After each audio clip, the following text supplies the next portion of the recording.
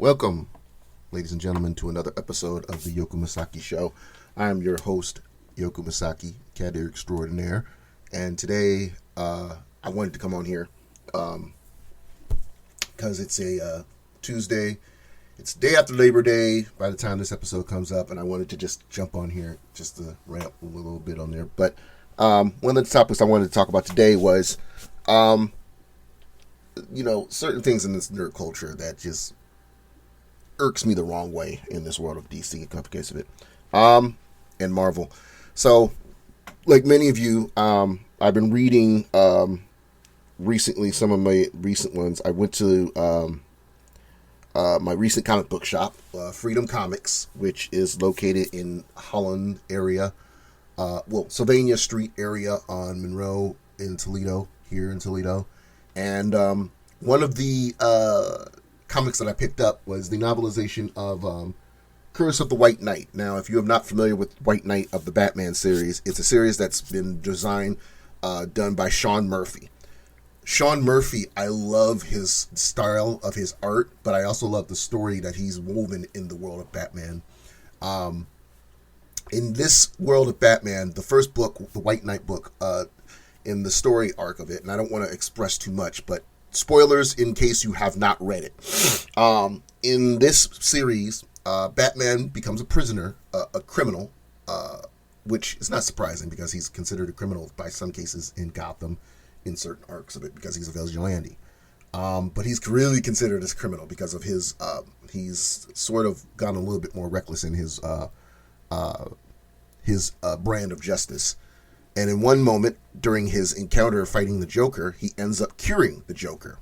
Now, there have been variant story arcs that involve Joker having no previous identity. In the animated series, the first original animated series, he was considered a former member of a crime boss's gang. Then there was another air moment where he was considered just a scientist. And then, of course, in the famous Alan Moore book of The Killing Joke, he was a comedian who had dealt with one bad day. In this book particular, they decided to go off the Tim Burton narrative, that he was a former crime boss or former normal man named Jack Napier. That name should be familiar with Batman fans because that is the same alias that is used by Jack Nicholson in the Tim Burton Batman film. So they use that narrative. He becomes Jack Napier when he's cured from the Joker as the Joker, courtesy of Batman, by instance. And in this situation, he ends up using his intellect and his knowledge history against Batman to run for mayor of Gotham City. And his first decree is by taking down Batman, trying to destroy Batman using politics and his political power. And there's a lot that goes into this as well. One of the other things in this book also has Red Hood, instead of being a vigilante that that sometimes works with criminals and sometimes doesn't work with Batman, he ends up becoming a law enforcement. He becomes the leader of a task force from Gotham City. That's another shocker in this world of Batman. In fact, there's a 2-book series that just came out called White Knight Presents Red Hood that talks more detail about that. But one of my favorite arcs about this story, other than the Jack Napier situation and Joker, is the fact that Harley Quinn is given a redemption of a sense of who she is. And this is the weird part, and a lot of people are going to be hateful for me on this because I have to say it. She ends up becoming Batman's lover. I wish I was joking, but in this world of White Knight arc, she becomes in a relationship with Batman. I wish I were joking. It's by some strange circumstances, she ends up becoming a thing with a Batman. Harley Quinn and Batman become an item. The last time I've even known that Harley had a thing for Bruce was in the Harley Quinn Valentine's Day special, which came out back in 2017, I believe it is. I have both issues. I have both the standard and the variant versions of these books. That was the last time that I even knew Harley Quinn and Batman were close of being a thing. But in that book, it was more of, she didn't know Batman was Bruce Wayne, of course, but at the same time, she sort of had a thing for both Batman and Bruce Wayne. So that was the weird part about that. But at the same time, it's just something fascinating about that. And the one thing I know is that a lot of people would be pissed about that, because currently, in certain angles in the world of DC, Harley Quinn and Ivy are an item. Now, my only presser about that is let me make this clear. In the world of Batman and DC, in the LGBT community, I have always made it very clear representation is important. And I have no problem with the representation that is made with the characters in the DC universe if they are from the LGBT or on the spectrum sense of it. Nothing wrong with that. Same thing, Marvel sense of it. If you have a character who is from that community and you have them on full display, I have nothing wrong with that. Now, here's my problem. When you decide to culturally wash a character that was already in the narrative and was not in that directive demographic, and you change them to fit a narrative for a certain demographic, that's when you make it disappointing. But if that character was made from the ground up for that narrative, nothing wrong with that. Perfect example, Katie Kane, aka Batwoman. She has always been, from the very beginning of the Batman DC world, a woman of the LGBTQ community. She has always been represented in that community from the ground up. That's why when the show was made with Ruby Rose in mind, it fits, because Ruby is actually from that demographic. She's representing that demographic. There's nothing wrong with that. There is a character in the Supergirl world called Dreamer. Not a lot of people knew about Dreamer, but Dreamer was always considered, from the beginning of the DC lore, a transgender character. She was the first transgender female superhero in the DC lore. It was from the get-go, before the Supergirl show was even created, and before Nicole Maines, I believe her name is Nicole Maines, who is a transgender actress, was ever attached to that role in that character. She was already derived in the comic books from the get-go of that. This character was made with that intentional of that representation. So it makes sense that they found a transgender actress to fit in it. So well, the actress loved this character so much, she has even inputted the character in the comic book narrative. There are stories, there are many books out now that Nicole has involved herself after doing the show, because the show is over with. Supergirl's show is wrapped up. But she is still directed towards the DC world with this character because of her love and passion of this character's representation. And I love that. My problem is when you take characters that have already been based in the world of it, that has mixed themselves with other people and wasn't representative of the community, and you decide to turn them in that community. In this case, the Poison Ivy Harley Quinn relationship. These characters were created with the cis of narrative from the very beginning. Sisterhoods, in a sense of it, or best friends, in the sense of it. It was never meant to be characters of the same sexual representation. Nothing in this world had ever made it seem clear that Ivy and Harley were to be a same-sexual couple. Never. But they have now become pivoted in that relationship to the point it's skyrocketing in the media and outside of that medium. So now Harley Quinn and Ivy are the existential couple in the same sex for the LGBT community. And that's what makes me upset about it, is the overbearing of that. Because let's not forget, once upon a time, Harley had relationships with other men. Now all of a sudden she has a relationship with Ivy, and now we have to put her in the pedestal. But what happened when she was having relationships with Deadshot? When she was having relationships with other male characters? Even after the Joker. And I've said this before on social media before. Joker and Harley's relationship was not a good one. I admit I was one of the few people who was flabbergasted at early on saying, Joker and Harley being in a relationship was a good thing, because I even based myself after that until I realized the misogynistic situation of their abusive relationship.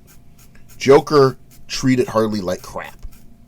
And it wasn't until Mad Love that I reread Mad Love that I didn't realize that Harley and Ivy's relationship was completely toxic. So much to the point that people started making non-canon shipping between Deadpool, a Marvel character, and Harley Quinn, which I don't really think is a good relationship either. These two characters who are not even close to each other because of their psychotic, insane ways of breaking the fourth wall, people think they're characters that needs to be addressed in this in the comic book sense of it. And even though they are characters that are from two different universes of comic book companies, it should never be a thing either. Deadpool and Harley Quinn being a couple, I just can't see either. I'm not going to lie. It's the fact of the insanity part of it, I think, is the reason why people find that mix of a situation. Because they think, well, Wade Wilson's crazy and so is Harley Quinn. Their characteristics are somewhat similar. They're not. They are not. Not even close. Just because they're psychotic, killing machines who are also crazy, but sometimes have a heart of gold, does not make them good, adequate for relationships either. So it's not just Harley and Ivy. It's Harley, it's Ivy, it's Harley and Deadpool either. He's also that I feel is not a good shipping. So for y'all out there who think that I'm just this way because of Harley and Ivy's certain situation is a thing, I don't like that either. It's not just Harley and Ivy's relationship I don't like. It's Deadpool and Harley shipping I don't like either. And again, at one point I was like, when it came to Harley and Joker's relationship, I thought that would have been a good thing. It's not. And I'm grateful. And again, Joker as a character whose psychoticness parallels with Batman, being foes that they are, makes him a very interesting and entertaining character. But I would never want to meet a person who's really Joker. I really would never want to meet the person who inspired the Joker, in the sense of it. None of the characters I really would, but it's more like, I'm not the fan of the Joker, but I've invested in his character so much with his stories and the character's story that connects with Batman that I find him interesting and entertaining. He doesn't need a spousal situation, which is another reason why the Punchline character I find irrelevant. They want somebody, and I feel she's problematic because she's more of the sense of, since Harley's not a good relationship with Joker, let's put somebody else in a relationship with her. But she's willing to endure the toxicity compared to Harley. Why? Why do we want that? I really don't see the feel of why is it that we have to make that relationship a thing. I have always said from the one point of it for me that when it comes to Harley, comes to a Punchline, I find that character problematic completely. I hate the fact that the younger generation of comic book fans who actually worship that character to be interesting. I really don't. And that's just me. So there's a few problems in that sense when it comes to the characters in the DC, but that's the tip of the iceberg compared to every situation that's been going on recently now in DC. I'm just disappointed in what's going on with the actions in DC Entertainment and Warner Brothers. So for those who need more context, if I'm correct, earlier 2 months ago, Warner Brothers acquired Discovery's entire assets, which will be now known as Warner Brothers Discovery. And I believe his name is Andrew Zaziv. I believe his name is, or Zaziv. I can't remember his last name. I know his first name is Andrew, who is the current president of Warner Brothers Discovery. As of right now, has now decided with him and some of the creative direction with the executives, have decided to make changes in the world of DC. Specifically the DC Entertainment venue sense of it. First of all, some of the shows and projects that were meant to be on DC, especially towards the HBO Max streaming service have been fully shut down indefinitely. The first project to get the axe was actually the anticipated Batgirl film. That film was supposed to... The worst part was a film that starred Leslie Grace, who is known for In the Heights and many other projects, who was going to play our first film adaptation of Barbara Gordon. Unfortunately, was canceled. The film had already wrapped. All the cast and crew were in there filming. They did their films of it. All that was done, we needed, was the editing. And the film was completely wrapped and was on the way of getting marketing, promotion, development of production. And Warner Brothers Discovery had its executives, including Andrew, decided to shut it down and will no longer be in full promotion. So that movie will never see the light of day. This was a blow. Big blow. The anticipation for it, the fact that fans were looking forward to seeing it, everything was at hand for the promotion of this film, and it just completely shut down by Warner Brothers Discovery, because I believe from what they had stated, it's not with their demographic that it will draw attention and money revenue from the fans. This infuriates me, because not only did we not get a representation of Barbara Gordon that would change her from a Caucasian character, but basically make her a character of color, which I wouldn't have had no problem with to some extent of it. I know it sounds hypocritical to some of you, because it's like, it's the same thing with the whole gender sense of it. But no, you have to understand, there have been various comic books in alternative worlds that have shown Barbara Gordon to be a woman of color. We could have had that in this film. And yet, it will never see the light of day.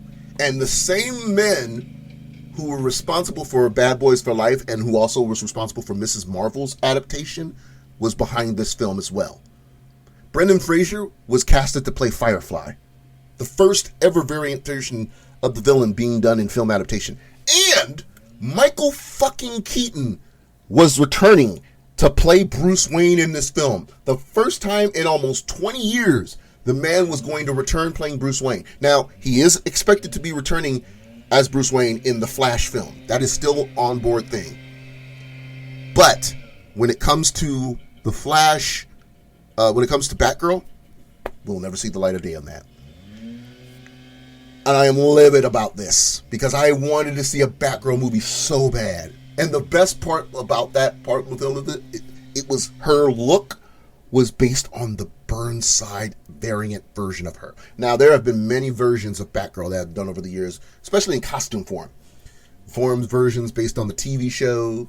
There was a variant version of her costume based on the Gail Simone versions, which were iffy. But I'm not going to lie, Gail Simone's version is questionable. But the reason why I still give her props is because it's because of Gail Simone, Babs is able to wear the Batsuit again. For those who know, in the comic book sense of it, Batgirl was unfortunately paralyzed because of the Killing Joke. The Joker basically shot her in the spine in one instance in the book, and she was paralyzed, to which she became Oracle. Now, there have been several other women who have filled in playing Batgirl, my favorite being Cassie Cain, who was the daughter of an assassin who was a mute character, but an Asian character. But she was one of my favorites versions of Batgirl. She appeared in No Man's Land, I believe. It was the first time that she was seen. And she had the same demeanor as Bruce. It was almost as if Batgirl was trying to emulate Bruce. And I loved that about her. She was less talk, more fist. It's one of the things I like about her. The worst version of Batgirl was Stephanie Brown. She was arrogant, cocky, thought she was better than everybody else, even Bruce. I don't like characters who think they're better than the dynamic character. You're basically a person who's being a representative of someone variant of the main hero. And you think you're better than that hero? That's like Superboy saying he's better than Superman. You wouldn't exist if it wasn't for Superman. No matter which version of Superboy it is. Whether it's Mont-El or the clone from Cadmus. You aren't better than Superman. That's what I felt about Stephanie Brown with her being Batgirl. She was cocky, arrogant, and got herself in trouble just because she was also the daughter of a supervillain. That's what I didn't like about Stephanie Brown. And I still don't like Stephanie Brown. I find her to be the worst of the Batgirls. I will take that to my grave on that sense of it. Now, when it comes to Cassandra Cain, I felt she was the best version other than Babs. But if I had to choose the number one Batgirl, it will still be Babs Gordon. But Gail's story arc in the comics made Batgirl relevant back Babs again. From what I remember in the comics, because I don't own them, but I do remember some of them, Batgirl in Gail Simone's story arc made Barbara able to go through rehabilitation with using her legs, along with cybernetic surgery that allowed her to walk again. And with that, she went into training to become Batgirl again, and took up the cape and cowl from Cassandra. After taking on the cape from, I think, Cassandra or Stephanie Brown. After she took over that sense of it, she became Batgirl again. Now, later in that book, after that was established, she needed to go back in her education and distance herself from Gotham City because of the dark situations that had happened in her life and her trauma size, because she also dealt with a lot of PTSD because of the incident of the Killing Joke. So to escape herself from that, she moved to Burnside, and when she attended Burnside University. That's when the Burnside arc became the thing. Cameron Stewart, Brendan Fletcher, and Babs Tarr. I love Babs Tarr. If you have not followed Babs Tarr, follow her. Her art is incredible. I love the way she draws women and men, and her art style is incredible. She's one of my favorite new artists, right up there with Sean Murphy and such. Her style is so awesome. Babs brings such a great look for Babs, which is funny. Her name is Babs Tarr, and she's known for doing a lot of good work with Babs. But in the Burnside story arc, Cameron, Brandon, and Barbs put a tail on Barbs, where she gets to see her youth again. She's rooming with college dorm mates. She's learning about diversity with other characters in the story, and tackling college life while being a superhero. She even gets a new costume, one that I think is appropriate for her. Motorcycle jacket, leather, purple, tint vibe, and Doc Marten boots, yellow Doc Marten boots. The one essential part of her that I thought was great.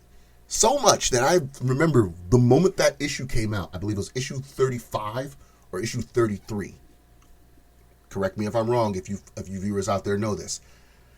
But when that issue came out and her costume was first revealed in that story arc for Burnside, I remember so many women buying yellow Doc Martens because of that character. Most times I've seen women wear red Doc Marten boots, white Doc Marten boots, standard black Doc Marten boots. It's a normal thing, fashionable style women wear. But you'll be surprised how many women I have seen wear yellow Doc Marten boots because of that character version of Batgirl. So many. And they weren't even cosplaying Batgirl. They were just dressed in those boots. Fashionable outfits in those boots. You swear they were trying to channel Barbara Gordon style in those boots. And I loved it. I loved it so much. Any girl who was wearing yellow Doc Marten boots was already a winner in my book. Every woman who was wearing them. It was one of the more fashionable trend situations that I loved. I loved the fact that it took a comic book character to get reinvented in that story arc to make a fashionable statement for women, especially comic book female fans. So it was one of those moments I was like, okay, I could rock with that. I can freaking rock with that. It's no different than seeing Miles Morales in the Marvel world rock a pair of Air Jordans in retro Air Jordans in Spider-Man in the Spider-Man animated film that got most guys wearing Jordans. I mean, even I have a pair of retro Jordans now because of it. I don't wear them because of the fact that there are many people in my culture and sneakerheads who wear them. Because any other normal day, I'll wear a pair of Vans and Chuck Taylors like nothing wrong. However, I have one pair of retro Air Jordans, Chicago colored, because of Miles Morales. I have a jersey to match with it too. Now, of course, I'll wear them for cosplay reasons. I'm not the type of guy who's basically like scrubbing them every 24/7 because of the fact of how valuable expensive they are. They're expensive shoes. They are. I did not cheap. I just hate the fact that I see more people outside of my culture, especially white people. I'm sorry, y'all white people are mostly guilty of it. The fact that y'all wear them and y'all wear them like they're house shoes or Crocs. so scuffed up, so dirty, and you wear them in so many trends, and you wear them more expensive than any other sneaker sense of it. I remember at one point, y'all would wear New Balances like they're fashion. I'm sorry, New Balance shoes are not fashionable. I just don't see how they're fashionable. Now, I wear Chuck Taylors and I wear Vans because I'm that type of kid who grew up in the middle class. I grew up in the middle class. I wasn't a rich kid. I wasn't a poor kid, but I was a middle class kid. And those were the only shoes that I could afford.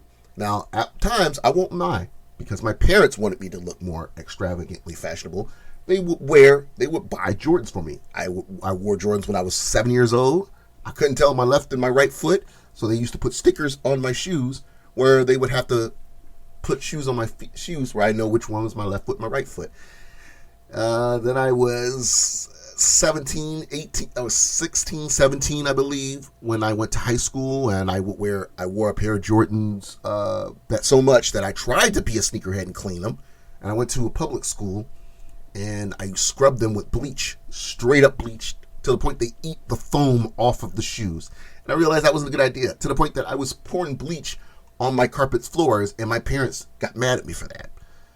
And then the third time I was 18, 19, and I wore another pair of Jordans, but then I wore a brand new pair of Jordans. I would wear them to work at McDonald's, and that's the worst thing you could do. So by the time I got home, they were soaked, dirty, and they smelled like urine and chicken nuggets. I swear to God, that's how bad it was. And I would dirty them up so bad. And they were nice Jordans too. They, some of y'all might remember there was a shoe called the Son of Gloves, I believe they were. It was basically a shoe, a Nike sneaker that had like this clip-on wrap around the shoe that would cover up the laces in the front of the shoes, and you would clip it on the side of the shoe, and those shoes would just be like, it was like a cloak cover over the shoes. There was a pair of Jordans that had that same style. I remember the Son of Gloves were famous too. Everyone rocked the hell out of those. Those Nikes were like the popular shoe. I remember dudes who used to wear those shoes. My brother had a pair. I could never own a pair. But when those Jordans tried to emulate that same style, they had a pair of those. And I would wear those until, unfortunately, I wore them to McDonald's and they got dirty. After those, the last time I wore a pair of Jordans was a pair of Jordans that were thrown out. They were a retro Jordan 5s. And they were a little bit scuffed, but they were still in good condition. And they were my size. And I think the reason why somebody threw them out, and I found them in a garbage. Now, don't judge me on this. They were still in good condition, in the box, still clean. The reason why I think they were thrown out was because I think there was a dispute between the owner who had those shoes and somebody who was in a relationship with them, and they threw them out of hate. I think it was a couple who got into an argument, and they broke up. And they tried to retaliate with their spouse by throwing all their stuff out. And those shoes were one of those. So the moment I saw them, I cleaned them up, sprayed disinfectant in them, and I wore the hell out of those shoes. And there were moments where people were like, why are you wearing those? Those are expensive. And you're wearing them like they're no different. Because they're just shoes. They're just shoes. And I was 25, 26. Now I wear a small size. I wear a size 8.5. I have small feet. I'm one of the few men in the world that has tiny feet. So ladies who wear small feet, I understand you. But I have small feet. But at times, my feet would have this situation where it fluctuates between 8.5 and 9s. So sometimes I can wear a size 9, sometimes I can wear a size 8.5. And sometimes I can even wear an 8. When I was younger, it was 7 and an 8. But it wasn't until now. I'm now firmly an 8.5. I can honestly say that. So most of my shoes are now 8.5. But it's really hard to find a size 8. Certain shoes that I can wear is a size 9. So after those Jordans, I said to myself, I don't need to wear Jordans anymore. I'm done with Jordans. Every time I wear a shoe that's over $100, I end up ruining them. And people get mad at me for it. I'm like, I'm not one of these people who's trying to be a trendsetter. I don't. I could care less. My style is my style. So I just started wearing Chucks. Best $50 pair of shoes I ever bought. I still have my red, my white, my black pairs, my gray pairs. So I still have all my Chucks. Still in good condition. I still wear them time to time. And then my Vans. Oh my gosh. I have so many pair of Vans. I have 2 slip-on pairs. a red and a gray pair.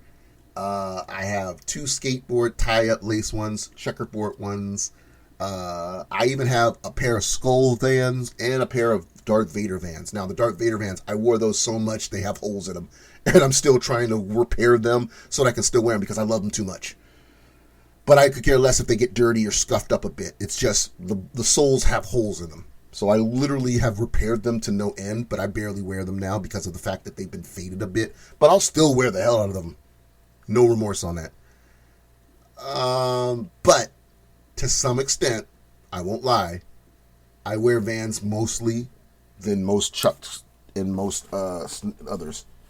I recently just bought a pair of Vans Lows. I've never worn a Van Low high top ever. I've never bought a pair. I've always worn a mid pair of Vans to my ankle. I've never worn a high top Vans, only because I never just had the fascination for it or the style for it. But now I feel like, you know what, I've gone to the point now in my years of wearing shoes that I should wear a pair of Vans now. So now I have a pair of Vans. I have those pair. I have an all black pair, and I'm planning on getting another pair soon as well, a rubber sole pair, black ones. Till I buy a red pair and then maybe a white pair. Only reason why I don't know about a white pair is because, like I told people before, white on me doesn't look good. It looks like I look like an Oreo, a human Oreo wearing them. And I don't mean Oreo as in my cultural background. I'm saying I look like an Oreo because of my dark complexion with white clothes on. I just don't look right with it. I look more darker in my complexion when I wear white. So I don't like wearing white. Any other color blends well with me and my skin complexion. Black, red, blue, green, yellow, and white are the 2 that does not work with me. Those are the 2 colors I can't wear. And it's weird that I say this because the only time I'll wear yellow is if it's black with black, because Batman colors or Pennsylvania basic colors as it is. Because I know there's some people who are Pittsburgh fans, not Pennsylvania, Pittsburgh fans who are like, black and yellow is our colors. Yes, I get it. Wiz Khalifa, black and yellow, I get it. But honestly, when I think of black and yellow, I think Batman, because those are the formal colors from Batman, specifically from the movie variants to then. Because a lot of people, when they think Batman, they think blue, gray, and yellow because of his vintage colors. But I'm talking about the black and yellow from Batman, from the first movie, all the way to certain variants of Batman. So when it comes to that's what it is with Batman. Now, outside of that, when it comes to Batman, when it comes to black and yellow, that's the only time that I'll wear the color that it fits well for me. Outside of that, no, I don't never do that. In that situation of it, I always felt that in the lighter colors like yellow and white, directly yellow and white, don't look good on me because of my skin complexion. And most times, because of my neurodivergency, I can't keep white clean all the time. Most times it'll tan because I wear it out too much, or I scuff them up too much, or I dirty them up too much. So when it comes to certain white that I wear, shoes, socks, clothes, pants, shirts, I rarely wear white. The only time I literally will wear white to some extent of it is certain colors with white. Like I have the recent shirt I just bought was a Cowboy Bebop shirt that's white and it has Ed and Ein on the front of it. I'll wear that, but I guarantee you it won't last. One of my favorite shirts is a shirt of Ryoko from Tenchi Muyo that I got from one of my friends who did street clothing. And she gave me that shirt. I bought it from her. And it's a picture of Ryoko on the front of it. It's a white shirt, but it has a picture of Ryoko from Tenchi in Tokyo on it. And I wore it many times. You can see it on my TikTok. But I rarely wear that shirt now because of the fact that it's faded because of the gray. And the fact that I've worn that shirt for so many years, it started fading to the point that the white is no longer able to be preserved. That's why I can't wear white. I once owned a pair of Air Force Ones twice. Retro Air Force Ones. They didn't even last white till after a month of me wearing them. Twice I bought a pair of Air Force Ones. And when I said to myself after I wore those, I said, no, never again. That was also the reason why I never really wanted to wear a pair of retro Jordans. But like I said, it took Miles Morales for me to say, you know what? I'll buy one pair and I'll wear them rarely.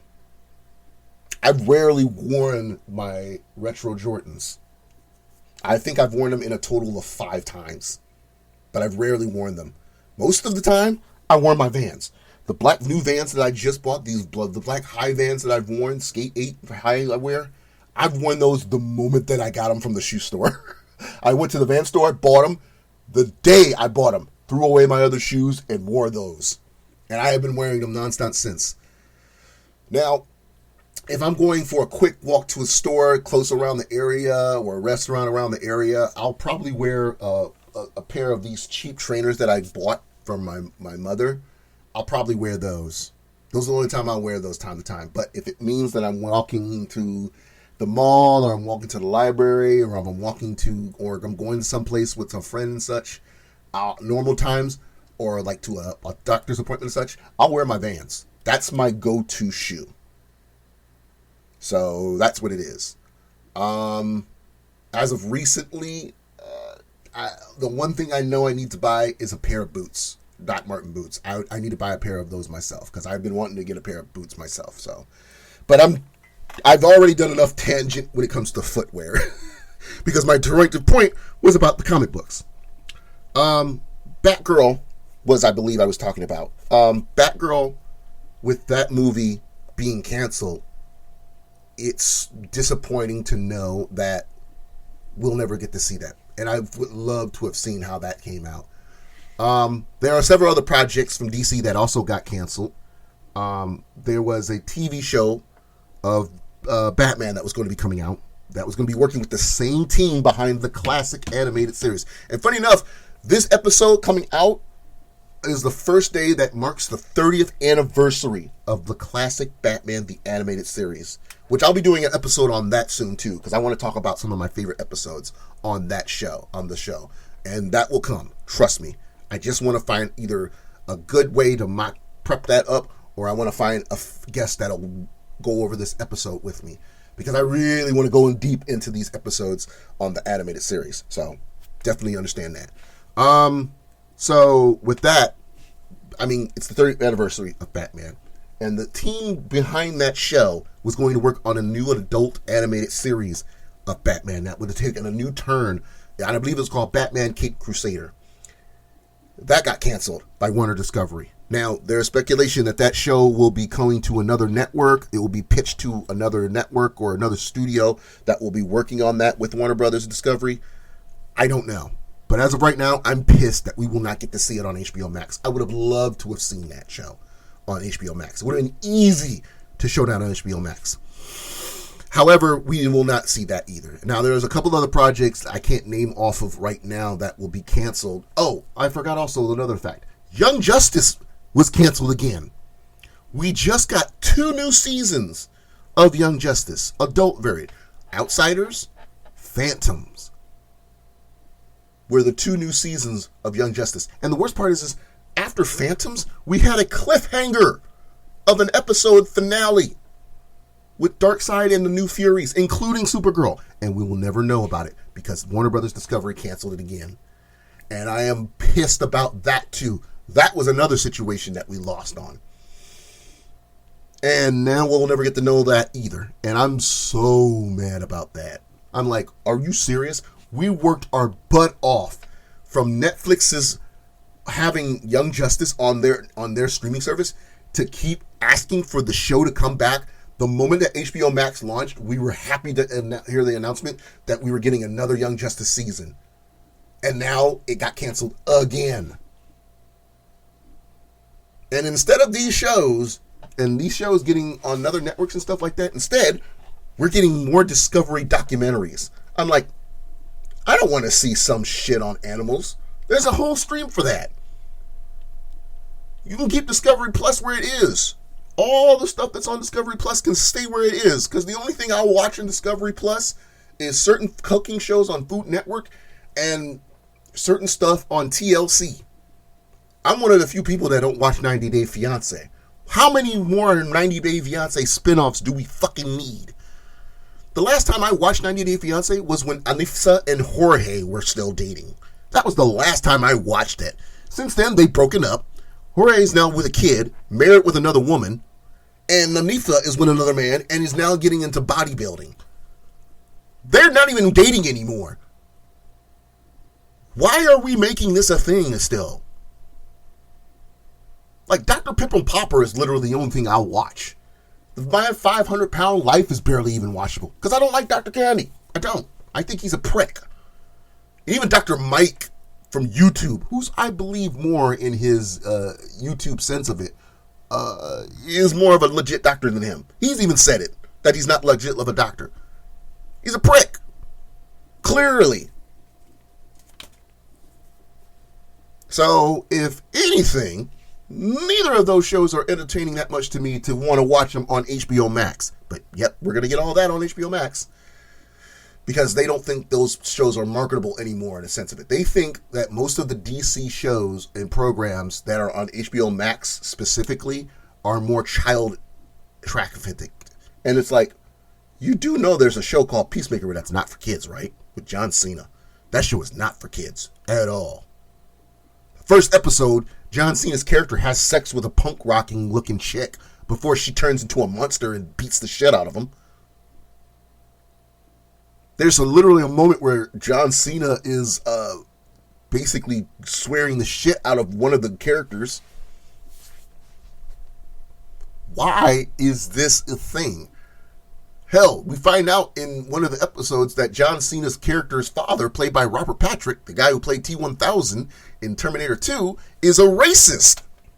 White supremacist. Ku Klux Klan, all through and through. You think that's for children? And yet you think that's for children. Yeah. So, with that being said, there are many other projects I can't name off of that have been canceled by HBO Max's Warner Brothers Discovery that's gotten all of us DC fans furious. So, the last surviving thing we have now, as of right now, I know Blue Beetle is still in production. I know The Flash is still going to be promoted, even though there's a lot been going on with Ezra Miller, because he's been dealing with a lot of controversy. He's been arrested a few times. He's done a lot of disrespectful things. And a lot of people have gone to the point where we're just no longer associating with him anymore. And yet we're still going to get the movie for that. And the only reason why I'll probably see the movie is because of Batman being in it. And either that, I don't think Ezra Miller should ever be casted as Flash again. He's lost that respect for me, along with everyone else who feels the same way about him. Just like the same thing when it comes to Aquaman 2. You really think I'm not going to see the movie because Amber Heard is in it? Pfft, please. I don't have to like her Mara, but Arthur Curry will always be Jason Momoa. I love that dude too much to not want to support that movie. I'm sorry. There are many other females that could be on that movie that will be better than Amber Heard. Hell, if there's another movie down the line and they have another person, they can always cast another person to replace her. You did it with the Harry Potter world. And honestly, here's another thing, and I know it's going to be a really weird take. I have not watched any of the Fantastic Beasts movies because of J.K. Rowling. I'm sorry. I refuse to watch them. I feel bad that Johnny Depp was replaced in those movies, but I will not watch those movies because of J.K. Rowling. I don't own any of the books. I don't own any of the movies. I've only watched them when they've been streaming purposes. I don't even own a t-shirt of Ravenclaw, which is technically my Potter house. I don't even own a Ravenclaw t-shirt. And that's only because of J.K. Rowling. Ever since her homophobic views have come out publicly, early I didn't own them because I never had a chance to own them. There was never an opportunity that I wanted to buy them. I'm like, yeah, I like Harry Potter if I watch it. I'll read the books if I own them. My mother owned the books. I read them from my mother. My mother owned the books, and I read them through my mom. But I will never own them myself. And at some points, the movie, same way with me in the movies. But I never really owned any of the stuff because I never felt that I was truly appropriate to deserve that category in that. But I've taken the Pottermore course test more than once to verify that I am from the House of Ravenclaw. But unfortunately, now that it's come out recently about her homophobic views, turf views in the sense of it, unfortunately, I do not feel it is appropriate that I own any of her merchandise. Because anything that has Harry Potter associated with it, with their licensing, percentage of that goes to Rowling herself. And I refuse to support a woman who does not believe in the equality of many of those people in the cultures. It does not matter that she defended somebody because of the fact that one of their plays based on her books changed Hermione's race. Does not matter. Because the people in the LGBTQ community have just as much right as much as our race does. Because it would have been the other way around when it comes to race situations. There have been many allies in the LGBTQ community who have defended us in our racial situations that warrant Black Lives Matter. And I will be one of the few black people who will defend anyone of that that perspective in the so-called what the people call alphabet mafia, which isn't a term I would really use. I just find that very disrespectful. I found people saying alphabet mafia no different than people calling mental disability people and my mental health disability retards. I look at it like that. But people in the LGBTQ, I will defend to the end of that sense of it. And I know most of my friends, whoever are from that demographic, if I did anything to support that, I will make sure that I let them call me out on that and tell me that I'm wrong on that. However, I will say it is really hard not to go for Chick-fil-A. It's the one thing I will be guilty on because my mother raised me on that. But I've been able to manage that. Not eating a Chick-fil-A sandwich because it's really hard to that. I mean, Popeye's chicken sandwiches are fine, but sometimes it's really hard to not want that Chick-fil-A sandwich. So I've been it's very hard on me like that because them chickens, I don't know if they put crack in those chicken sandwiches, but I've been I've been making sure not to. I'm not saying I've gone and done that, but I'm just saying it's really hard to not be tempted, especially when you live around the area that there's a Chick-fil-A next to you and there's one near the mall. And I have to pass it every time because I'm like, I don't want to get a Chick-fil-A sandwich. I got to stay true. So I've been mostly getting chicken sandwiches from McDonald's and Popeyes. It just doesn't hit the same like Chick-fil-A did. But it's been years since I've had one. But I'm doing this because I'm true to myself in the sense of this culture's support of that demographic sense, for that category sense. Because I defend them as much as they defend us in my mental health and a person of race. Because I guarantee you, the moment somebody says something about supporting mental health, oh boy, I better hope it's not from any one of these courses of it. So it's going to be hard as hell in something that I like, I find out that's being disrespectful to the mental health community. It's going to be so hard to not support it. Like if Best Buy decides, oh, we're not doing that, or GameStop does something like that, I'm like, oh my God, it's going to be hard for me on that. But I am willing to commit to it. I'll complain, but I'll admit to it. Like I said, me not having Chick-fil-A for these last few years has been like not wanting to smoke a cigarette. But I'm willing to still go through it. So it's been about 5 years, I think 4 or 5 years since I've had Chick-fil-A. So it's really hard though. Trust me, it's really hard. It's been really hard for me. But I'm willing to commit to that. So when it comes to Harry Potter, that is my reason why. If you ever wonder how is it that I was a Harry Potter fan and I don't own anything that shows that I'm a fan of Harry Potter, it's because of that. I don't even have a Harry Potter tattoo because of that. So that's the reason why. I think the only thing I had that was close Harry Potter related is I used to have a pair of plugs that had some signification. But other than that, I threw those away because they broke on me. So I think it's a kind of a sign that happened. Because I wear 00 ear gauges. So I wore a pair that was Harry Potter related themed, but they broke on me and I lost one of them. So I threw them away. So now I've just been wearing tunnels since then. But other than that, like when it comes to Harry Potter, I don't own anything Harry Potter. Not one little significant thing from Harry Potter. So it's really weird. But yet I know about Harry Potter. I know of the lore. I just don't own anything that signifies me being a Potter fan. And unfortunately, hell, one of my friends, technically the one thing I have that's Harry Potter technically related was a letter, a Lumos letter. that was given to me by a YouTuber named Tessa Netting, who is a huge Potter fan. Tessa Netting, who is a YouTuber whose most of her content is Harry Potter based, I donated to her Patreon and she sent me a Lumos. That's the one thing I own that's technically Harry Potter related. And I own that from Tessa Netting. And if you have not followed Tessa Netting, you should definitely check her out. I love her stuff. She's right up there with Ginny D with comes the Dungeons and Dragons stuff. So, yeah. But yeah. Other than that with Harry Potter, but yeah, Harry Potter stuff, like that whole situation, if they did it with the Harry Potter movies, recast somebody and a character, they can do that with Aquaman in the next movie, because I definitely want an Aquaman 3, and I hope Aquaman 2 is still good, but I'm still going to see Aquaman 2, despite Amber Heard.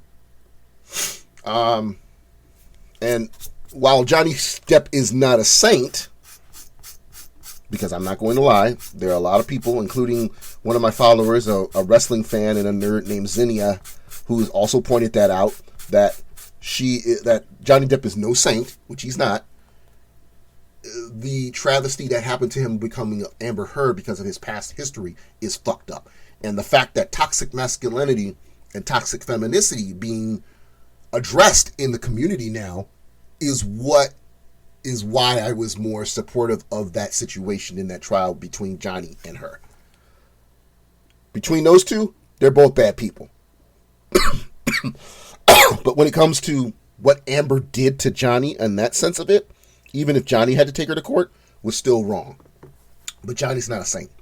Let's make that very clear.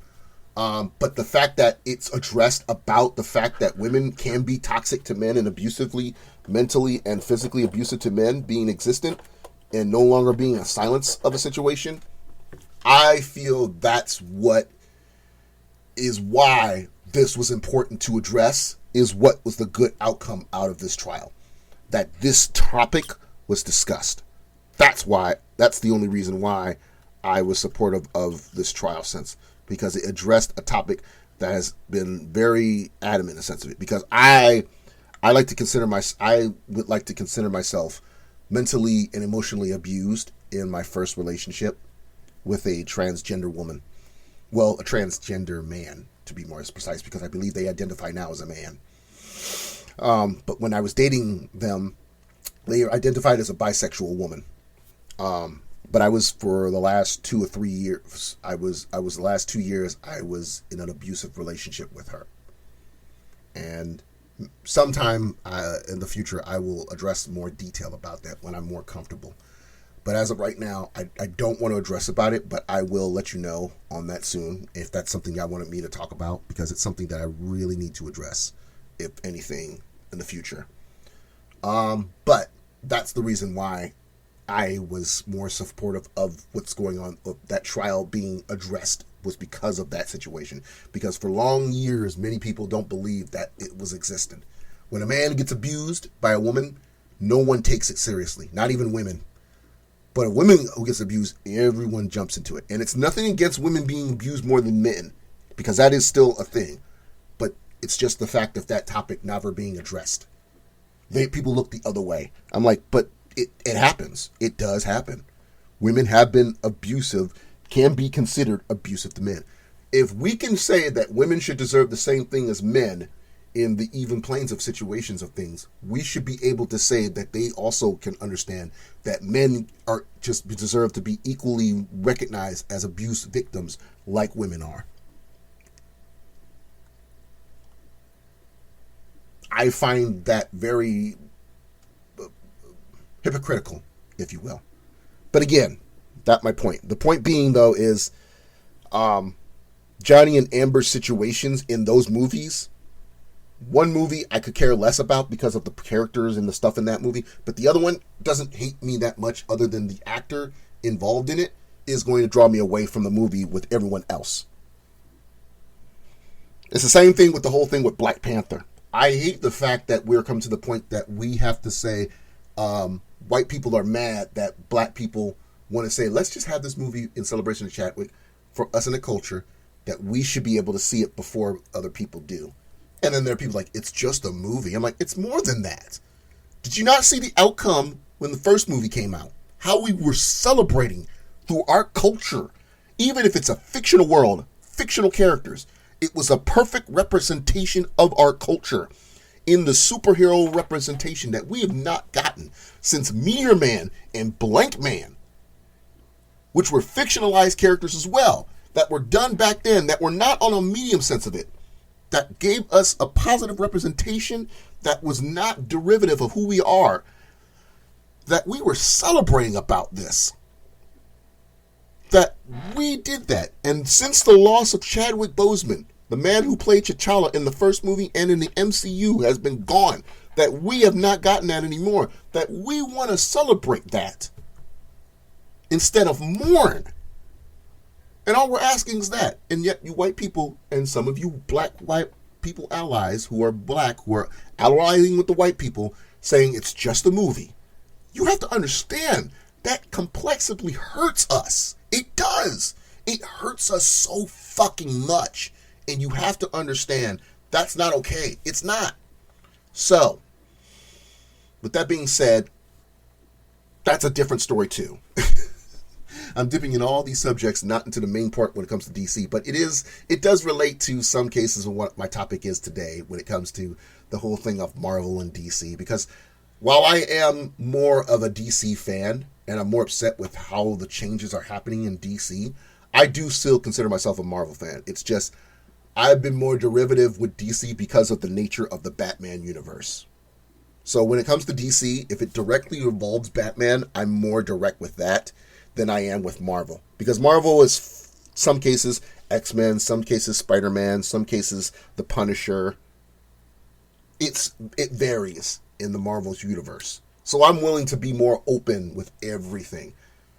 And I won't lie, Marvel has done a very better job in their film department sense of it, with how they do things in a narrative than DC has done, with the exception of recently in the Batman world to some extent. Because when you look at other projects outside of Batman world stuff, it's hard to. We almost had a Cyborg movie. The Flash movie has been up with the promotion in shambles. The Supergirl movie has been canceled. I'm pretty sure of it. Supergirl barely got a chance of it. Arrowverse is being shut down completely because of the fact now that the Flash is doing their last season. Batwoman is canceled, is done. Superwoman is Supergirl is ended. Doom Patrol and Titans, for all we know, might be done with too. And then the Harley Quinn TV show, which goes back to my point about the Harley-Ivy relationship situation. So, DC needs to get their shit together. They really need to get their shit together. Because this is only going to make me be more in the sense of every vintage thing from DC, of the TV shows, movies, and cartoons, along with the comics, would be all that's left of DC that I'll be able to cherish. Anything new from DC, or anything that comes from DC that's new, that comes from the world of Warner Brothers Discovery, is going to come in shambles to a point where it's just not going to work for me. And I really hate that it's that way. So, that's why, back to the main point of Harley Quinn and Ivy with that whole situation. And I hate the fact that the Harley Quinn-Ivy relationship thing is part of that, of why it's just a disappointing thing. But I'm hoping that they'll fix that later down the line. Now, aside from that, I have picked up another comic book of Harley and Ivy. I believe it's called the Super Power Sidekicks Tour thing, special. I think it's a one-shot. So I have been reading recent issues of Harley Quinn. I have another annual one-shot from Harley Quinn, and I believe, and like I said, I've been reading up to the recent issues of Catwoman, because somebody that I'm personally talking to is a fan of Catwoman, and I'm personally working on a costume for her, which is going to be very exciting once I can convince her to wear it. I've made the cowl myself. I bought the goggles. I did a boudoir shoot with a friend of mine named Taylor, who somewhat has the same hairstyle as Selena in the comics. And it's a boudoir shoot. And I'll post more of those sooner or later. I love the shots that I did with her. I also did a I also have like the suit. I have the claws done. I have the suit, the claws, the goggles, the cowl, and I also have an alternative outfit that I made for her. I'm just looking for the right woman to wear it. And the girl that I'm hopefully talking to, that I'm addressing about, I'm hoping she will be the lucky girl to wear it. So I've been working on other stuff outside of that Catwoman outfit. There's been a few other costumes that I'm working on. Scarlet Witch, I'm doing both the vintage and the MCU with my friend Geeky Baby. If you have not followed her, check her out. A friend of mine, I'm also helping do Lady Loki and Sylvie. Now, you notice I said Lady Loki because this is going to be a gender bent version. Political Loki, Mayor Loki, the variant was on the Disney Plus TV show. I want to do a female variant of that mixed with Lady Loki. And then I also want to do Sylvie from the Loki TV show, which technically is Enchantress and Lady Loki merged together by comics origin story sense of it. But a lot of people don't like her. But a lot of people like her. And we're supposed to get a second season. So I'm hoping that we'll know more about that later. Aside from that, I'm also working on Bowsette, which is a costume a lot of you people should know that's going to happen. I'm also doing a Booette. I have the Princess Peachette crown done. I'm working on the shell as we speak from this episode. I'm also working on Kyalith, I believe her name is, which is the character Marisha Bray has portrayed in, I believe, Campaign 1, Vox Machina of Critical Role. I'm working with a friend of mine to work on that costume. And I'm hoping to get the process of parts done to do a Sasha Banks cosplay from WWE. And if I can pull it off, I want to get someone to cosplay as Sasha Banks. Now, there's one person I have in mind to cosplay Sasha Banks.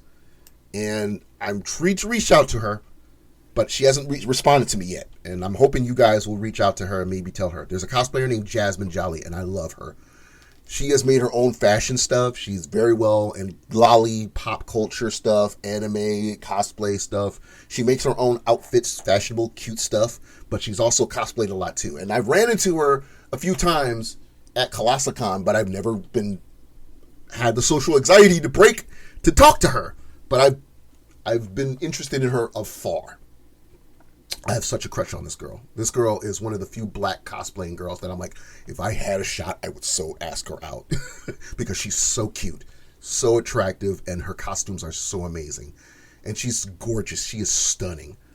However, I want her to do a wrestling cosplay. And I think Sasha Banks would be perfect for her. Because naturally, her look is similar to Sasha without the blue wig. All I can do is I can picture her in a blue wig, bluish purple wig, which is the current style that Mercedes Versato is wearing right now. For those who don't know, Mercedes Versato is her real name. Sasha Banks is her wrestling name.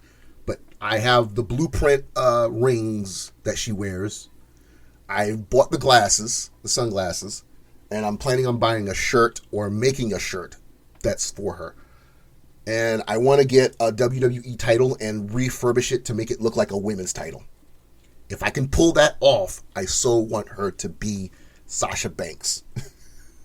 However, it's going to be hard to do that to convince Jasmine to do it if she doesn't take my stuff seriously. So I'm hoping me doing these costume props for other women that I want to help get into the cosplay stuff will get that sense of it. And that's why I'm doing these. I'm doing these so I can get other women who are interested in cosplay, who've never cosplayed before, who are interested in doing cosplay, to work with me on these. And that way I get dibs on the shots. I work on the material, you get to work the costumes, I shoot those, you get to keep the costumes, for all I know. I could care less.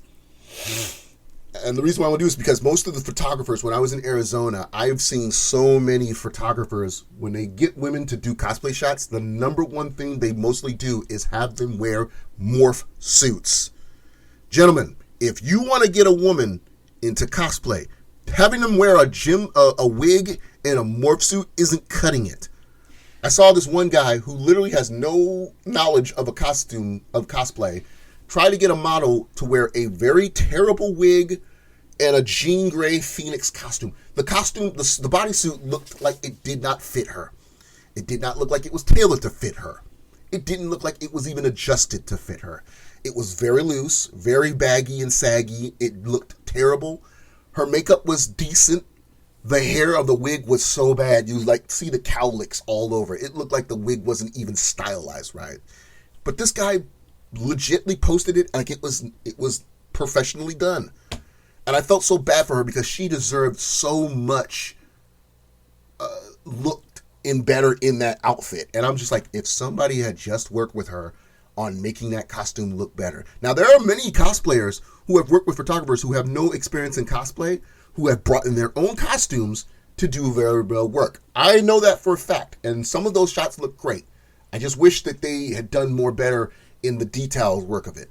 But then there are costumes that the photographers brought in for models who don't know anything about costumes, who have worked on it, have never done anything. Perfect example of models who have potential cosplay skills. Josie Fox. Now, this is a girl who lives in the Midwest of Chicago. She's an extravagant photographer and modeler. Now, I met her through one of my favorite photographers, Nino Batista, who's very well known in the photography industry. At the time, unfortunately, they were dating, so most of his work featured content that featured Josie. Since then, they've broken up. Josie has relocated to the countryside of Illinois, but she still dabbles in photography as well as a model. And we've been talking on and off for the last few months, and it dwelled upon me through a conversation that she's actually a very big nerd. And this shocked the hell out of me. I'm like, wait a minute, you are a nerd? She's like, oh yeah, I love fantasy, video games, comic books. It's just nobody around my area would ever want to work with me on that. I said, have you ever gotten to cosplay? And she said, yes, I would love to get in cosplay. I just don't know how to get into it. I don't know who. I said, and this is what I told her, and this is the honest truth. This is one of the people I would love to do stuff with. And this is not related to what I said earlier. I had told her, coincidentally, you have Michelle Pfeiffer Catwoman vibes. The moment she said this, and this is on video chat, her eyes widened, her smile widened wide like a cat, and she started giggling so hard. And she's like, yes, I so would. I said, you do. I feel like it. And next thing you know, she starts licking her hand like a cat. And I'm just like, you knew exactly what I was going with this. And she's like, I love Michelle Pfeiffer's Catwoman. It's my favorite Catwoman ever. Now, for those who don't know, while I'm working on a different costume of Catwoman, my favorite Catwoman of all time is the Michelle Pfeiffer Catwoman from Batman Returns, because Batman Returns was my Gatekeeping comic book and movie that got me into Batman lore. If I could say what got me into Batman in general, it was that movie and the comic book adaptation. I was 7 years old, and I remember I was here in Toledo. There was a store called Hills back in then, a department store. It used to be also called Ames. It was wintertime. My mom was getting us winter clothes as well as some of our presents. And at one point, I remember I saw this little bin that had comic books stacked to the brim. There were all these different comic books. And I told my mom, can we get a comic book? Please, please, please. Because they were having like 2 or 3 for $5. My mom's like, okay, I'll buy you 3 comic books, but you can only pick 3, and your brother can pick 3. My brother picked 3 Superman comic books. Typical. He already was a fan of Superman. I was not a fan of Superman. I was like, Superman's funny. But I saw 3 comics, and one of those comics was the adaptation of Batman Returns that was done by Dennis O'Neil. And on the cover, if you look at the cover, it shows Batman, the Michael Keaton Batman, run from an explosion. And the Batmobile's behind him. And I loved the watercolor painting of it. And it just mesmerized me. My eyes, big, wide, and was just mesmerized by the comic cover. And I could not put it down. And that was my book. The years later, I held that book on to me for years and became a fan, watched it over, read it over and over. And I remember a few years later down the line, and this is back when I used to go to the library for the videos, I would go to the VHS collection in my local library downtown in Toledo, and I found the tape of Batman Returns, and I watched it at home, and I watched it front to back every day till my parents told me I had to take it back. And after that, I never stopped reading comic books. I read them online. I read them in comic book shops. I could never afford one because I felt to myself, I could never know where to keep them at. I didn't know the lore of comic book collecting at that time until later down the line. And that's when I realized, you know what? I think I like this guy.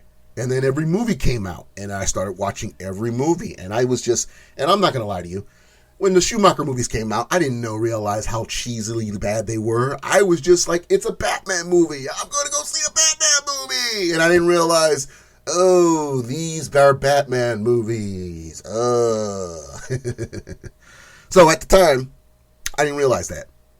Looking back now, like, I'll take them for what they are, but it's not like I'll watch them again. And I feel bad Schumacher's passing, but at the same time, I'm just like, But I'm not like the nostalgia critic, like, a Batman credit card? Or I'm not like Linkara either. I don't like either of them, sorry. But yeah, like, and I was fine with every variation with the exception of Clooney. Clooney could have done a lot better. Kilmer wasn't bad. Keaton was the best. Adam was the best. Adam West. Christian Bale did well, although we all know he was channeling Kevin Conroy, the animated voice of Batman. He can lie all he wants to, but he was channeling Kevin Conroy. Because Kevin Conroy did it too all the years playing Batman in the animated series. He channeled different voices for Batman and Bruce Wayne. When he's Bruce Wayne, he's more uplifting. He brings it down as Batman. The same thing Christian Bale did. He played Batman fine. This is all the Batman. I'm like, come on, you did that. Hell, Bat Affleck, who I liked as well, did the same thing with his character, with his Batman. Now, Robert Pattinson just needs to fix that on his. But he's not doing a bad job compared to most other people playing Batman. He's not doing a bad job, but he's just getting fitted into the suit. So I'm hoping when the sequel comes around, he'll be able to channel a little bit better than he did before. But I still give him a shot.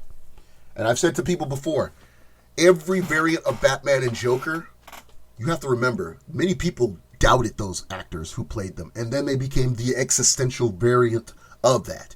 When Michael Keaton was casted as Batman, people were like, the guy who played Mr. Mom? The guy from Johnny Dangerously? Yeah. And he did a good job. So much as he's been the existential Batman. Same thing with Christian Bale. He's not even American. Same thing for Ben Affleck. He looks weird. Robert Pattinson. The guy from Twilight? And by the way, he's done a lot more outside of Twilight. He doesn't even like Twilight himself. He did it as a guy. He did it for the money. Let's make that very clear. He was a glutted up vampire for the money. He doesn't really care. Harry Potter, however, if his character didn't die in that movie, spoiler alert, I'm pretty sure he would have been more involved in Harry Potter than he did with Twilight. Believe me. But yeah, like, I'll still give him credit. It's just, right now they're calling him Emo 2.0 Batman, because when Ben Affleck played Batman, that was more of him, what he was playing when he was Batman, when Zack Snyder did it. But it's the same way. And the same thing with Joker. Like I said, Jack Nicholson playing Joker, Heath Ledger playing Joker, to Jared Leto's Joker, which, unfortunately, that's true. But he kind of made up for it with the Justice League, with the Snyder cut. But Suicide Squad's Joker is not going to fix that. And, of course, we know about Joaquin Phoenix's portrayal. So, there's that. So, like I said, it happens every time in every Batman-related movie that deals with a Batman character. An actor plays the character of the villain or the hero, and people question it till they get used to it. The only time that has happened is the sense of when it comes to Batman, it's George Clooney. When it comes to Joker, it's Jared Leto. That has been the extensal of that with every of those characters. Now, outside of that, you know who I would love to see playing a voice of Batman in an animated project? Steve Blum. Now, picture this. Steve Blum playing him, I think he could pull it off. I really think he could pull it off.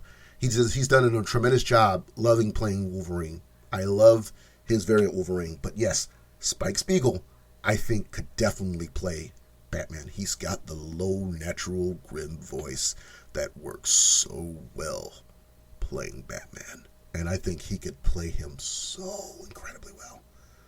So, I would love to see that. That's just me, personally. With that being said, though, Jensen Ackles is doing currently the voice of Batman in The Long Halloween Part 1 and 2, which I need to purchase.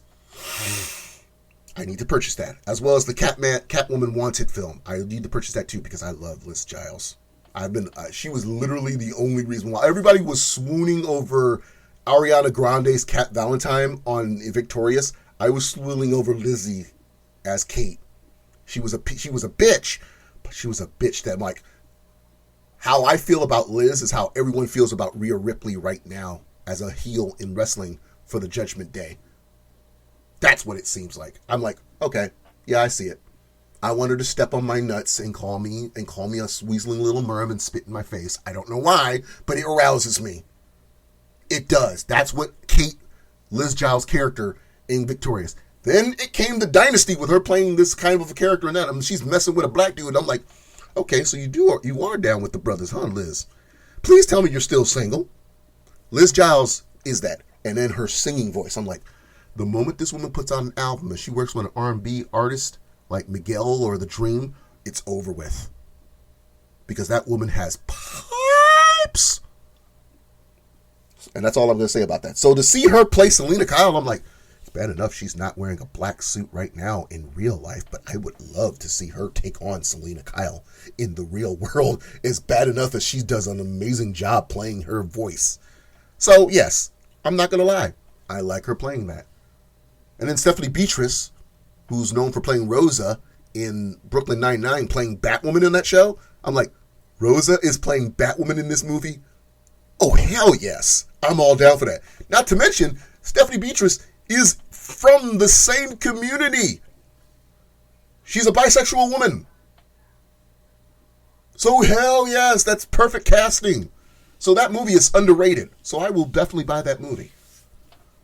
But yeah, I could see both of them play those characters in live action, not to mention them playing voices. But I could so see Steve Blum play Batman for some reason. With all the years that he's played Wolverine in the Marvel world, I could see him playing that too. But aside from that, when it comes to the characters in the DC lore, that was the only reason why I gravitated towards DC more than Marvel. Marvel, I'm more open. Spider-Man, Iron Man, Black Cat, Captain America to some extent. Most of the Marvel characters, X-Men, I've gravitated to a lot of them, including Bishop and such. The character that gatekeep me to X-Men specifically was Bishop in the X-Men. Then I gravitated more to Cyclops. Then I gravitated a little bit more to Magneto. Then I gravitated to Wolverine like everyone else. Then I gravitated to Spider-Man because of the animated series. So it switched around a lot with them. So that's why it's hard for me to say. But Batman, with DC, it is always stayed Batman. There are moments where Superman has been cool. There's been moments where Green Lantern and Flash have been entertaining as well. But when it comes to the DC world, it has always gravitated straight to Batman. My only thing is, I used to be a gatekeeper for Batman. When I see somebody in a Batman shirt, I would be like, okay, can you name a movie or a favorite issue of Batman? Now I don't care. I'm like, okay, look, if you got into the movies, if you got into the video game, if you got into the comic book, that's fine. If you've only seen one Batman film that makes you wear a t-shirt, I don't care. To some extent, you can't wear the shirt just because you find the Batman symbol cool. That's my only thing. It's different with music band t-shirts when it comes to comic book characters shirts. Most of the people who wear them have only either seen a movie, played a game, or watched a TV show with that character. It has to. I've never known anyone who's wearing a Batman t-shirt and says, oh, I'm wearing this Batman t-shirt because I like the Batman look. No. 90% of the people I've known who've worn a Batman t-shirt has seen some variation of Batman in the medium. Some. Whether it's the Adam West TV show or it's one of the video games. It has to. They don't ever have to pick up a comic book in their life to not know what Batman is.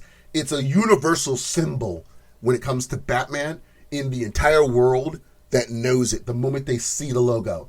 When the first movie came out in 1989, they didn't even have the words Batman on the logo. They just showed in the movie poster the symbol in gold. And people knew right then and there what it was. It's like, oh, that's Batman. I know that symbol. It's Batman. When you see that bat symbol, you know it's Batman. You don't have to see the words Batman. You know it's Batman. It's universal. It's not the same thing with most other mediums. It's the same thing with Superman in that same way. You see the Superman logo, you know it's Superman. That S, you know it's Superman. DC has made it very well known with their characters that it takes a symbol, a representative symbol that people know about to make it relevant of that character and that universe, that people know who it is. It's hard to do that with every other variant outside of DC comic books. To some extent, it's some ways in certain medias with other franchises, like Jurassic Park. You see that X, the structure skeleton of the Tyrannosaurus Rex in red. Pokemon, you see the Pokeball, that little red white ball. In certain cases, it's like that. With the Ninja Turtles, they don't have a symbol like that. You see the logo and it says Turtles. That's about it. If you see a tortoise shell with swords, you wouldn't know it's Ninja Turtles. You would think it's something else. But when it comes to Batman, that's always been that sense of it. So that's why I don't do that anymore. Because I know the moment I see a Batman, I wear a Batman t-shirt, somebody knows Batman. They'll either sing the theme song, or they'll know about the TV show or the movies. They have to have some variance of knowledge of Batman. Doesn't matter if it's a TV show, a movie, or a comic book, or a video game. They know a Batman because of it. They know a Batman because of watched of it. So I don't ever have to worry about gatekeeping on Batman, because the knowledge of the legacy in the mainstream world for that character is very well known to have knowledge of it. That somebody has to. And like I said, I've never known in my life, in my 30 years, I've ever known anyone to wear a Batman t-shirt or some type of Batman merchandise, wear wardrobe, to not know or have not experienced watching or reading or known of Batman to know it. So that's all I know. I've seen a girl wear a Batman purse, have a Batman purse to know that it's Batman. I'm just more of the existential part of the expression of, I've known it more, I've dipped into it more. I have half of the Batman figure, recent Batman figures, not the retro ones, but I am working on that. I have a Funko Pops, most of the nostalgic toys. I have a toy remote control car of the 60s Batmobile that came out during the early 60s. That's in damage, but I'm planning on refurbishing it. I have both the VHS retro tapes of the Batman movie and Batman Returns movie. I have 2 pieces of artwork from Babs Tarr from the comic books. I have a very Hot Wheel variant of Batman car vehicles, including 2 exclusive editions of Batman vehicles featuring Batman villains, Riddler and Penguin, and I'm hoping to get the others. I have every version of the Batmobile in Hot Wheel form. I have every jazz figure reference of every Batmobile. I have 3 figures so far from the DC Batman Multiverse from McFarlane Toys. The Kevin Conroy animated series, Future State, and Catwoman. I even have a toy of the Batfleck figure. I have a copy of the Batman Vengeance video game on PC. I have retro figures of Batman. I have nostalgic toys, Pez dispensers. And one of my friends, my roommates, actually got me a variant collector's edition of the recent Batman Batmobile with figure from the recent Batman film. I have so much Batman stuff on my shelf and my nightstand, there's barely any room for it now. And then don't even get me started on the comics. I'm reaching up like I said, the White Curse of the White Knight is the recent comic that I have, novelization I have of Batman comic books. I plan on getting White Knight Presents Harley Quinn next, and I do plan on getting Gotham Future State, which I would recommend because it gives me nostalgic manga vibes. If you have not read any of Gotham Future State, definitely read it. It's one of my favorite series as of right now because the work of it gives me manga vibes, like Neon Genesis manga vibes. It's one of my favorite series as of right now. And I do love the Catwoman series as well. Some of the Catwoman comics I do love. And if I'm correct, recent comic book the recent Catwoman series also involves the official canon debut of Red Claw, who was a villain only in the Batman animated series, which makes her the second character from the comic cartoon series that has now been canon in the DC comic book universe.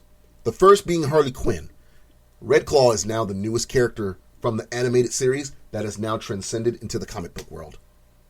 And I love that. I love that. Red Claw, I always felt was a very undermined character that was represented. Not to mention, Kate Mulgrew played her. That's right.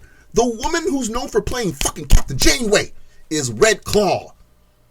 I am on board with this. I only hope they make her a side series, and I would love if they have her tied in with Cassandra Cain, because I believe she is a character of that descent. And if they ever bring her into the films, if you don't pick Kelly Hu or Michelle Yeoh to play that woman, I am going to be so upset. It's my one drive about the Birds of Prey movie. Cassandra Cain's portrayal. They made her a pickpocketer with a cast arm. It's my one drive. But the only reason why I'm willing to look over it is because of the fact of the movie, as well as the fact that she's also the descendant of Rufio. Yeah. The actress who plays Cassandra Cain in Birds of Prey is actually the niece of Dante Basco, the actor known for playing Rufio in Hook and Toph of Legend of the Avatar: The Last Airbender. So, little nitpick fact for you. But when it comes to the DC world, a sense of it, it's sad that the television and film parts of it has becoming more deteriorating because of the recent acquirement from Discovery. Whereas the Marvel side of things, the only problems that they've been having is the fact of representation because of the fans. For example, the She-Hulk controversy. Now, when this show was being announced, first of all, I still was into it because Tatiana Maslany was alone, got me involved into it because I loved her in Orphan Black. She was amazing in Orphan Black. And if you have to ask, for those Clone Club fans of mine who are listening, Cosima is my favorite clone. I will not deny that. Rachel was hilarious. Crystal was hilarious. Sarah was too serious at times of it, and the British fake accent was a little offsetting for me. But I believe it was Jessica was her name, was the one who was the bitch of them all. I didn't like her. Cosima was my favorite. Even though she had the same sexual relationship with one of the scientists on the show, I still love Cosima. Cosima was the nerd. She had the DNA laptop. She had the moment where she's playing Catan with her peers. I'm like, yeah, Cosima's my favorite. I feel Cosima was the best of the clones. I feel bad to some extent that she was the most sick of them during the show, but I loved Cosima. Cosima was my favorite. But outside of that, but yeah, Tatiana's portrayal on that show entirely was the reason why. That the moment she was casted in as Jennifer Walters in the show got my attention the most. I'm like, this girl playing Jennifer Walters is going to be crazy. So I was already involved. The second thing I kind of knew was going to happen was the fact of the misogyny that was going to be judged in this show. How many beef bros that was going to just complain about the show with this woman. Is she not beefy enough? If she's not muscly enough, she's too slender. The fact that there was going to be an episode that talking about her being more dynamic than her cousin Bruce. And I knew it was happening. And the fact that Marvel knew it after the second episode, I'm like, they knew it was going to happen. They knew it. And that's why I knew why Tatiana wanted to get involved after it. Because Tatiana has always been an advocate for trans rights as well as for the LGBTQ community. I knew that from her after doing Orphan Black. She has always been one advocating that. So a show that advocated for more on that demographic, along with the feminine rights and sense of it, especially like the Me Too movement, I knew she was going to be involved. I knew that was why she wanted to get involved. This is more than just a character who's sexualized in the sense of opening up her insecurities in this character, being a two-version character in this show. it was more about the fact of the misogyny in the superhero world sense of it. Hell, in one of the dialogues in the episode, she talks about the fact of being an Avenger is not cut out for her. Why do I want to be in a place where, there's no dental, no equal pay in the sense of it? Nothing that, and problematic problems that actually makes complete sense. So I knew her involvement in this was going to direct those questions because that's the type of actress she is. So I knew that the moment that she was involved.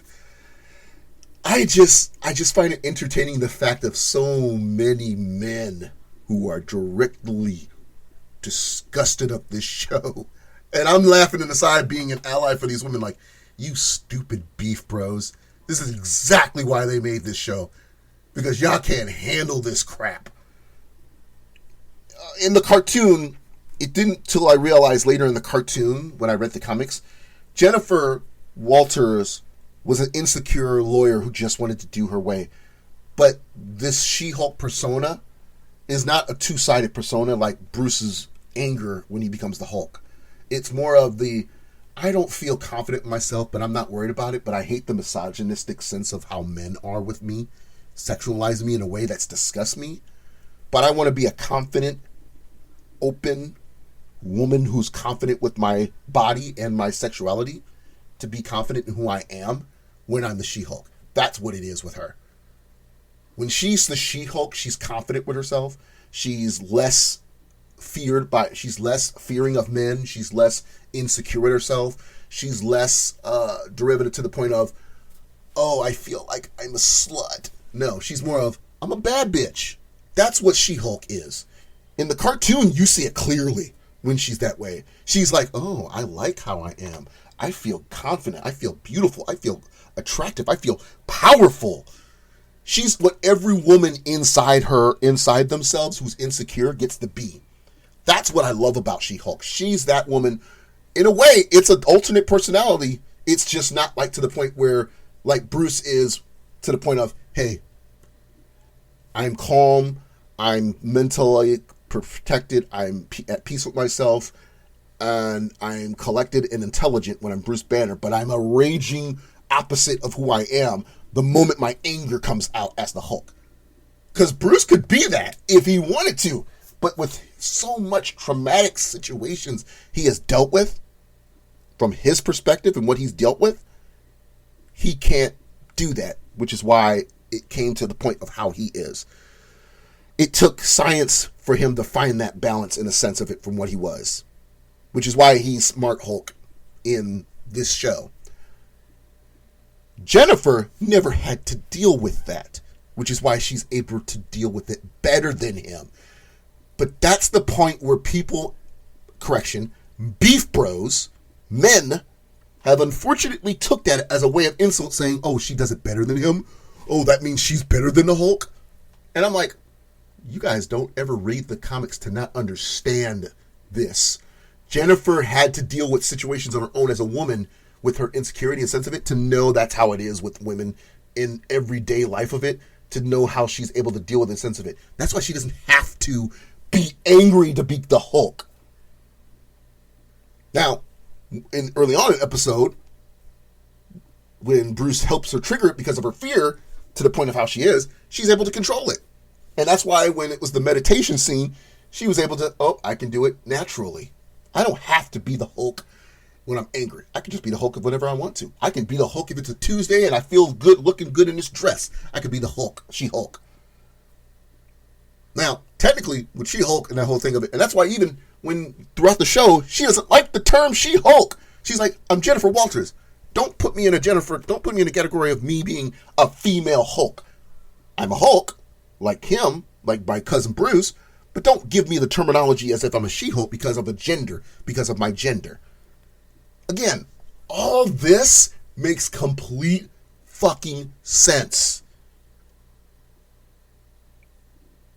It's just the fact that man bros are unfortunately sensitive to want to see what that situation is. I'm like, and it clearly shows me you have not read the comics to not understand it. You clearly don't.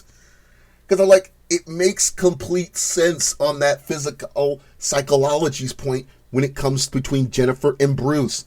I saw it from a million ways before the show aired. I knew that's what it was because of the cartoon. The cartoon is what did it for me. And then from watching the cartoon, which, by the way, Cree Summer does an amazing job in her performance as She-Hulk.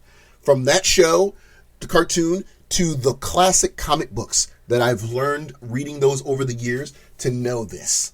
That's why. The show didn't even have to air yet for me to understand that's how it was with She-Hulk. That's why I was invested. The only downside of She-Hulk that I understood people were being upset about was the CGI graphics. That's it. The CGI technology of her look is what people was a little bit off on, and that I can understand and defend and not defend.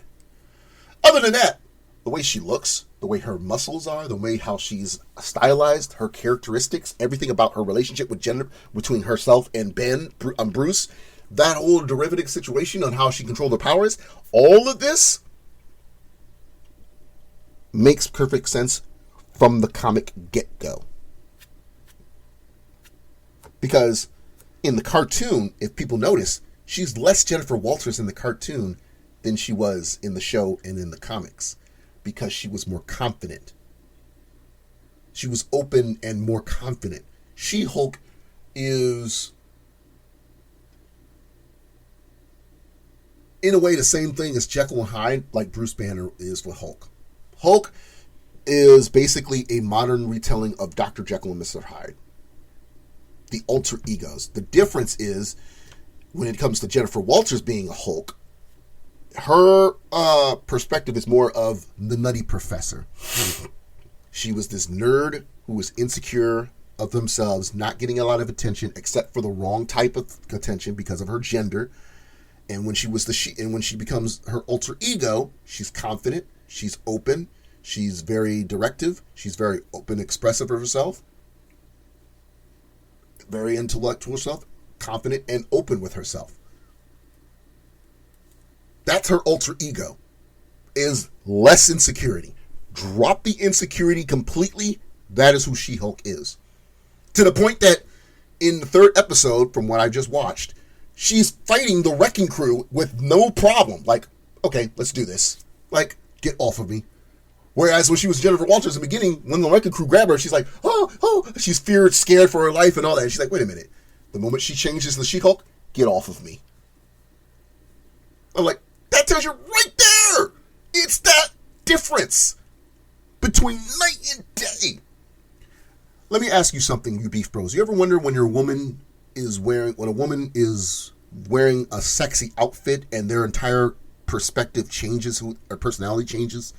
They become more confident with themselves, oozing with sexuality. You ever wonder why that is? But when they're insecure with themselves and they're timid and closeted themselves when they're wearing normal clothes, in a sense of it, it's because that confidence, it's the same analogy. Same analogy with She-Hulk. She-Hulk doesn't even have to wear certain clothes to be confident with herself. She could just be She-Hulk in normal clothes that don't fit her, that makes her feel confident with herself. It's just the difference is she can crush a canister truck with her hands like a can of soda, or she can crush a human's body like a can of cream corn. That's the difference. So when it comes to her like that, another character that I can actually use an example of this, and I love that I'm bringing this up because I'm actually on my YouTube channel videos right now. Your Forager from an anime called Spy Family. Now, Your Forager, for those who don't know, Spy Family is about an anime about a secret agent who adopts a young child and pretends to be a family. He ends up teaming up with an assassin who's disguised as a clerk, associate clerk, who is an assassin, and marries her without any knowledge of her knowing that she's an assassin, and the fact that this adoptive child that he adopts with her, who is actually a telepath. So they all don't know about each other. They just all think they're just random strangers who are pretending to be his mother, father, daughter, family. The wife, mother, is an assassin. The husband, father, is a secret agent. And the daughter, child, is a telepath, but they all don't know about each other's secret identities. The daughter and the mother doesn't know about the husband. The husband doesn't know about the daughter and the daughter knows about the husband and the wife. That's the only one who knows about them both. She knows her father is a secret agent, and she knows her mother is a assassin. The daughter's the only one that has knowledge of both of her mother and father characters. So, in the show, the mother, your forager, is the mother. The father's name is Loy, and the daughter's name is Anya. So Lore, who is my favorite character of the show, the mother, she is a timid, a little bit spaced-cased midwife who's trying to be the best midwife, mother as she can be, / midwife, housewoman she can be. You know, groceries, cooking, cleaning, all the whole typical things that a wife is supposed to be. And she's gorgeous, by the way. But when it comes to doing her secretive job, she's a cutthroat, bloodied assassin who's willing to take the life of anybody who gets in her way. And she's very seductive looking of an assassin as well. That flips the switch the moment she has to do a mission. But when she's not doing a mission, she can be this timid, drunk, sometimes drunk because she can't hold her liquor. But that flip of the switch is the same personality trait that Jennifer Walters has. Between her being Jennifer Walters and the Hulk. Same thing. But these dude bros don't understand that because of the fact it's a female character that's getting more dynamic than Bruce Banner. That's why. And that's the stupid part about that. So you dude bros can be mad all you want to. I, on the other hand, am glad for this show's existence. I hope we get another season. I hope Tatiana stays on board for this character. I love this character, and I think 6 episodes doesn't do it justice. Because we're already in 3 episodes so far. So, with that being said, I think I'm going to cut it there with today's episode of this podcast.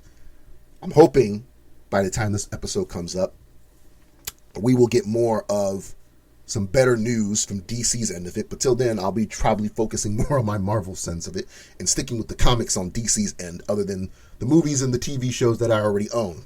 Because I'm going to be honest, I have not watched Harley Quinn's new season only because it's over dealing with the fact of the whole thing between Harley and Ivy's relationship. If they were not focusing on that, I would be watching the show. So maybe I'll get back into it when the season's wrapped up. But till then, I'll just stick with Marvel, my DC Plus, my Disney Plus, and watch the episodes of She-Hulk as they uploaded, and probably Love vs. Thunder Thor movie as well. So, but that's going to do it for me for today's episode. I hope you guys enjoy my ramble, if anything. If anything, guys, if you have any topics that you want me to bring up, or if there's anything that you want me to, people or guests, or anything you want me to talk about on the show, make sure you check me out on my Twitter for Yoku Masaki Show, or my Yoku Masaki Twitter and Instagram. Of course, I'm on Instagram for Dry Media as well as on my social media. I'm also on TikTok for both of those if you want to check out my photography stuff. And as always, I also have my drymedia.com website for all my photography, for all your photography needs. With that being said, thank you for listening to today's episode. I will catch you next time. And as always, until the next episode, later days.